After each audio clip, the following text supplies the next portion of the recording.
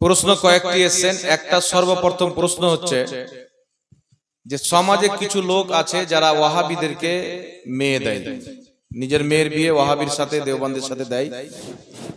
তো তাদের যে সমাজে একটা টাকা বাঁধা থাকে, বিয়েটা দেওয়া ওদের সাথে তো বিয়ে দেওয়া শরীয়তে নাজায়েজ আছে, তো ওই টাকাটা নিয়ে মসজিদে লাগানো যাবে কিনা, এই প্রশ্নটা হযরত করেছেন। সর্বপ্রথম আমি একটা কথা আপনাকে বলি, আল্লাহ কোরআন পাকে বলেছেন, ইয়া আইয়ুহাল্লাযীনা আমানু লা তাত্তাখিযু আবাআকুম ওয়া ইখওয়ানাকুম আউলিয়া। আল্লাহ পাক বলেন, হে ঈমানদার, যদি তোমার বাপ, যদি তোমার আপন ভাই ঈমান আনার পর, নিজেকে মুসলমান বলার পর আল্লাহ বা আল্লাহর রাসূলের বিপক্ষে কথা বলে বা তাদের গুস্তাখি করে, বেয়াদবি করে, যদি তোমার আপন বাপ হয়, আপন ভাই হয়, তার সাথে তোমার কোনো সম্পর্ক নাই। রাসূল করিম সাল্লাল্লাহু তাআলা আলাইহি ওয়াসাল্লামের একজন সাহাবী কালমা পড়ে মুসলমান হলেন। তিনার মা বললেন, বেটা, তুমি যদি মুহাম্মদ সাল্লাল্লাহু আলাইহি ওয়াসাল্লামের কালেমাকে না ছাড়ো, আমি খাবার খাবো না। একদিন দুই দিন হয়ে গেল, মা খাবার খায় না।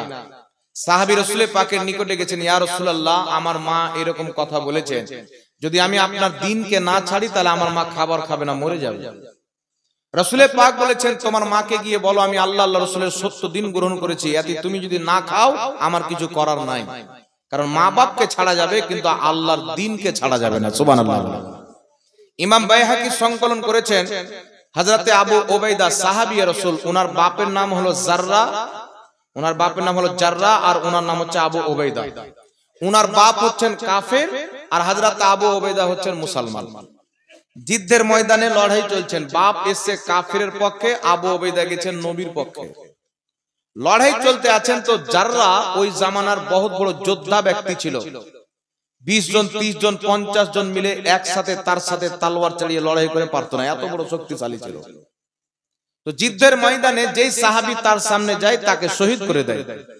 হযরতে আবু উবাইদা রাদিয়াল্লাহু তাআলা আনহু নবীর দরবারে ছুটে আসলেন যুদ্ধের ময়দান থেকে, ইয়া রাসূলুল্লাহ, আমার বাপ জাররা অনেক শক্তিশালী, তার সাথে যেই ব্যক্তি যুদ্ধ করতে যাবে সেই ব্যক্তি শহীদ হয়ে যাবে। হুজুর, আপনি আমাকে অনুমতি দেন, আমি আমার বাপের সাথে লড়াই করব, কারণ আমি যুদ্ধ করতে শিখেছি আমার বাবার কাছে, ও কেমন ভাবে যুদ্ধ করে লড়াই করে আমি জানি।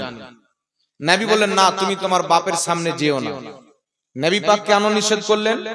মুনাফিকরা ইসলামকে বদনাম করার সুযোগ চাচ্ছিল। যদি আবু উবাইদা নিজের বাপের সামনে যায় লড়াই করে, হয়তো বাপ মরবে নচেত বেটা। তো মুনাফিক একটা গুজব ছড়াবে মুহাম্মদ সাল্লাল্লাহু আলাইহি ওয়াসাল্লাম এমন একটা দিন নিয়ে এসেছে যে বাপ বেটাতে মারামারি করে। সুতরাং যেই দিন বাপ বেটাকে হত্যা করে বা বেটা বাপকে হত্যা করে, ওই দিন কোনোদিন সত্য দিন হতে পারে না। নবী নিষেধ করে দিলেন। হযরতে আবু উবাইদা আবার গিয়ে লড়াই করছেন, বিভিন্ন কাফিরের সাথে যুদ্ধ চলছেন। তাকিয়ে দেখছেন তিনার বাপ জাররা সাহাবী যাই শহীদ করে দেয়। হযরতে আবু উবাইদা সহ্য না করে ঝাঁপিয়ে তার বাপের সামনে তলোয়ার উঠে এমন একটা কোপ মারলেন, বাপের গর্দান কেটে জমিনে পড়ে গেল, তিনার বাপ মরে গেল। হযরতে আবু উবাইদা ঘুটনাকে জমিনে ফেলে চিৎকার মেরে কান্না করতেছেন। সাহাবায়ে কেরাম বলছেন, আবু উবাইদা কি জন্য কান্না করছো? বাবাকে মেরেছো তাই? হযরতে আবু উবাইদা বলছেন, বাপকে হত্যা করেছি তাই কান্না করি না, নবী নিষেধ করেছিলেন, আমি নবীর কথা রাখতে পারি না, তাই কান্না করতেছি। কারণ নবী যদি নারাজ হয়ে যায় তো আল্লাহ কোনই মতে রাজি হবে না। হযরতে আলী রাদিয়াল্লাহু তাআলা আনহু সহ কয়েকজন সাহাবী বলছেন, চলো নবীর দরবারে যাই। ওই জামানাতে একটা রেওয়াজ ছিল, কেউ যদি জুলুম করত মাথার পাগড়ি খুলে গলাতে ঝুলিয়ে মুজরিম সেজে নবীর দরবারে যেত। হযরতে আবু উবাইদা মাথার পাগড়ি খুলে মুজরিম সেজে গলাতে পাগড়ি ঝুলিয়ে নবীর দরবারে, ইয়া রাসূলুল্লাহ, আমি আপনার কথা রাখতে পারিনি, হুজুর আপনি নারাজ তো হননি? আমার বাপের সামনে আমি যদি না যেতাম, আমার বাপ সবাইকে শহীদ করে দিত, তার মোকাবেলা কেউ করতে পারত না। আমি ছাড়া আমার বাপের সাথে লড়াই করতে কেউ পারতো না, কারণ আমি জানি আমার বাপ কিভাবে ওয়ার করে, কিভাবে তলোয়ার চালায়, আমি তার কাছ থেকে শিখেছি। ইয়া রাসূলুল্লাহ, ইয়া হাবিবাল্লাহ, আমি না গেলে আপনার অসংখ্য সাহাবাকে শহীদ করে দিত, তাই আমি আবু উবাইদা সহ্য না করতে পেরে আমার বাপকে গিয়ে কতল করে দিয়েছি, মার্ডার করে দিয়েছি। রাসূলুল্লাহর চেহারা চোখ দিয়ে পানি বেরিয়ে গেলেন। হযরতে আবু উবাইদা বলছেন, হুজুর আপনি নারাজ তো হননি? রাসূল পাক সাল্লাল্লাহু আলাইহি ওয়াসাল্লাম বলছেন, আবু উবাইদা, আমি এই জন্য নিষেধ করেছিলাম যাতে মুনাফিকরা ইসলামকে বদনাম না করতে পারে। তুমি আমি নবীর মহব্বতে, আল্লাহর মহব্বতে আপন বাপকে হত্যা করেছো। আল্লাহ তাবারাক ওয়া তাআলাও তোমার প্রতি রাজি, আমি মুস্তাফাও তোমার প্রতি রাজি হয়ে গেছি।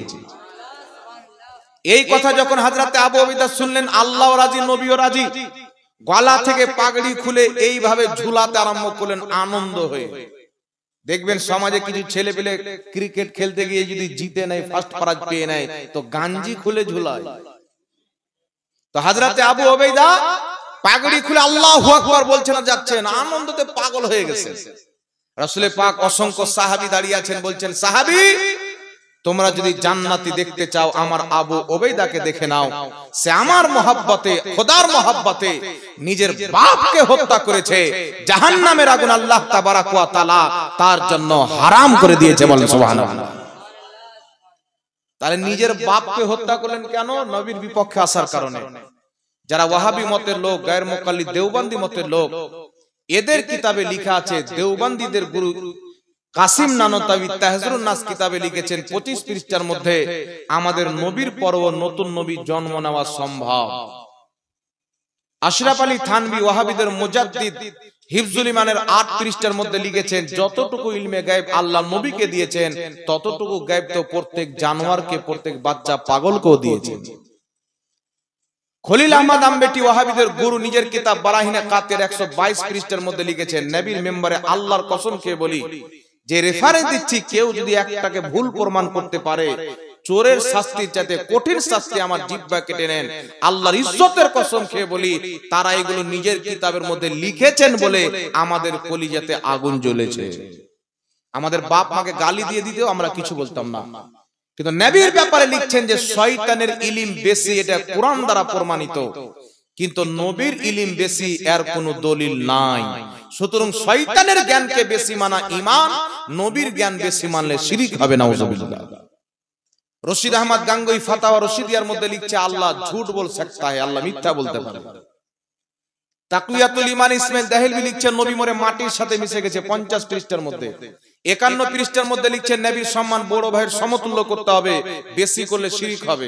সেই একই কিতাবের মধ্যে লিখছে, গ্রামের যেমন চৌধুরী হয়, মন্ডল হয়, নবী উম্মতের কাছে এতটুকুই হাইসিয়ত রাখে, আর বেশি নয়। সিরাতে মুস্তাকিমের 148 পৃষ্ঠার মধ্যে ইসমাইল দেহলভী ওয়াহাবিদের ইমাম লিখছে, নামাজের মধ্যে গরু, ছাগল, এমনকি যে জিনার শরণ যদি চলে আসে, নামাজের কোনো ক্ষতি হবে না, নামাজ হয়ে যাবে।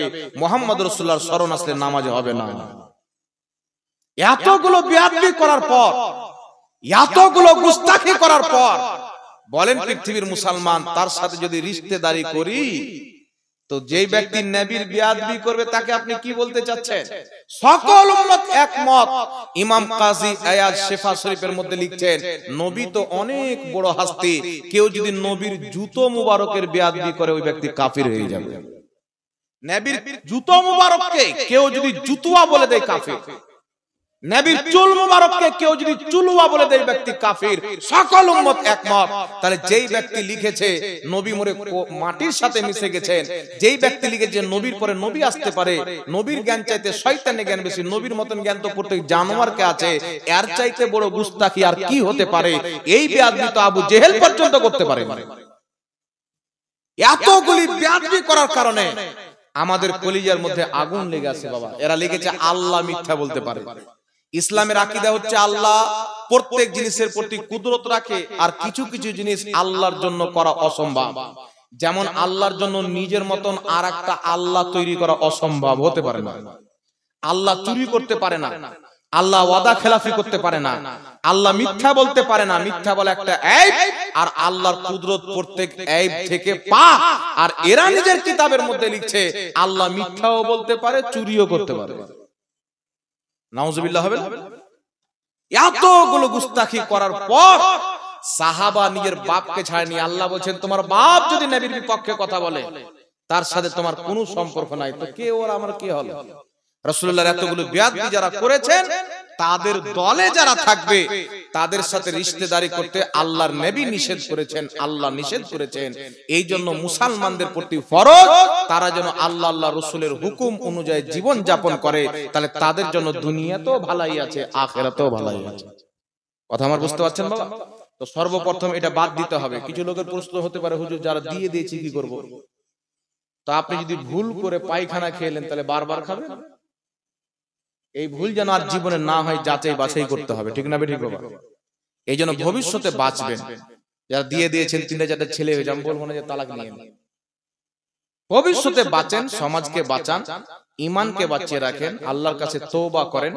আহলে সুন্নাত ওয়াল জামাত যদি গরীবও থাকে তাকে মেয়ে দেন, ও জীবনে নবীর গুস্তাখ হবে না। আর যদি চাকরিওয়ালা জীবিকে ব্যক্তিকে যদি আপনি মেয়ে দেন আর তার যদি আকীদা খারাপ হয়ে যায়, তাহলে ও তো জাহান্নামে যাবে। তো দুনিয়াটা কদিনকার আছে বাবা? আসল জিন্দেগির মাজা তো হচ্ছে জান্নাতে। আসল জিন্দেগি তো জান্নাতে আমরা যাপন করব, চিরস্থায়ী থাকবেন। দুনিয়া তো কয়েক বছরকার জিন্দেগি। এইজন্য আল্লাহ পাক বুঝার তৌফিক দান করুক। সকলে পড়ুন আল্লাহুম্মা আমিন। যাক, সাহাবায়ে কেরাম নবী পাককে অনেক মুহাব্বত করেছেন। তো যারা ওয়াহাবীর সাথে নিজের মেয়ের বিয়ে দিচ্ছেন, তাদের টাকা সমাজের মধ্যে লিবেন না। কথা বুঝতে পারছেন? তাদের টাকা সমাজের টাকা লিবেন না। আর আলিম উলামার দায়িত্ব হচ্ছে তাকে বুঝানো। বুঝাবেন, ওদের যেগুলো কুফরি আকীদা আছে সেইগুলো আকীদা তাদেরকে বলবেন। তবে সেই টাকাটা যদি আপনারা নিয়ে নেন সমাজের মন্ডল মাতাবর, তাহলে মসজিদে আরো বিভিন্ন এক্সট্রা কাজ আছে, ওইগুলো কাজে লাগিয়ে দিবেন, মূল মসজিদে লাগাবেন না।